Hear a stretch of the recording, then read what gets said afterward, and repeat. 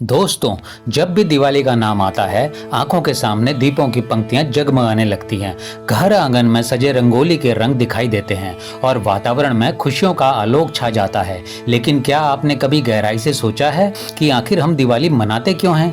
आइए आज हम आपको कथा की तरह सुनाते हैं, जैसे कोई बुजुर्ग दादी हमें दीपावली का महत्व समझाती हो। बहुत समय पहले की बात है। त्रेता युग में अयोध्या नगरी में राजा दशरथ के 4 पुत्र थे, राम, लक्ष्मण, भरत और शत्रुघ्न। राम सबसे बड़े और सद्गुणों से परिपूर्ण थे, लेकिन नियति को कुछ और ही मंजूर था। कैकेयी के वचन के कारण भगवान राम को 14 वर्षों का वनवास मिला।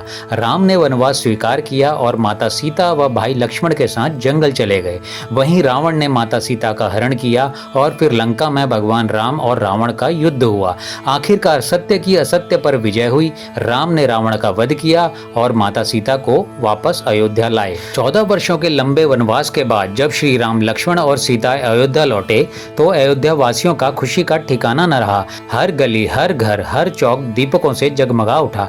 लोगों ने अपने अपने घरों में घी के दीपक जलाए और पूरी अयोध्या दीप मालिका में बदल गई।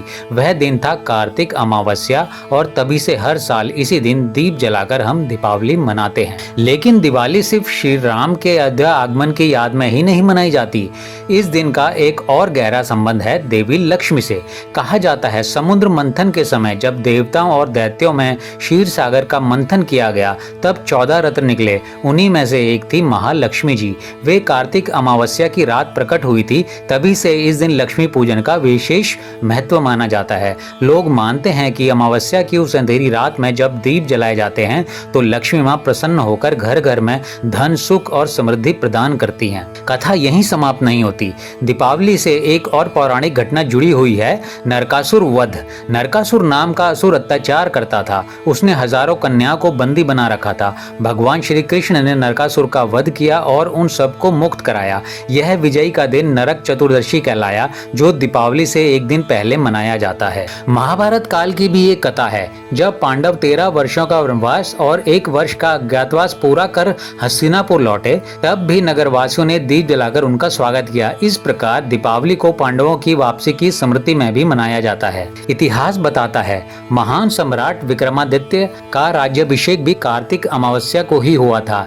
तभी से इस दिन को नए वर्ष की शुरुआत और नए लेखा जोखा बही खाता की परंपरा के रूप में भी मनाया जाने लगा। तो दोस्तों, आप देख सकते हैं कि दीपावली के साथ कई परंपराएं और कथाएं जुड़ी हैं।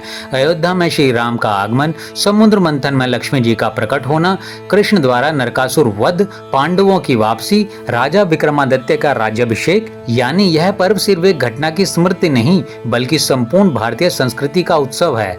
दीपावली हमें यह सिखाती है, अंधकार पर प्रकाश की विजय, अज्ञान पर ज्ञान की विजय, अन्याय पर न्याय की विजय और असत्य पर सत्य की विजय। हर दीपक जलाने का मतलब है अपने भीतर के अंधकार को मिटाकर ज्ञान और भक्ति की रोशनी जगाना। आज हम दीपावली मनाते हैं तो घर सजाते हैं, मिठाइयाँ बांटते हैं, पटाखे फोड़ते हैं, लेकिन दीपावली का असली अर्थ तभी है जब हम अब नकारात्मकता की लौ को बुझाकर सकारात्मकता का प्रकाश फैलाएं।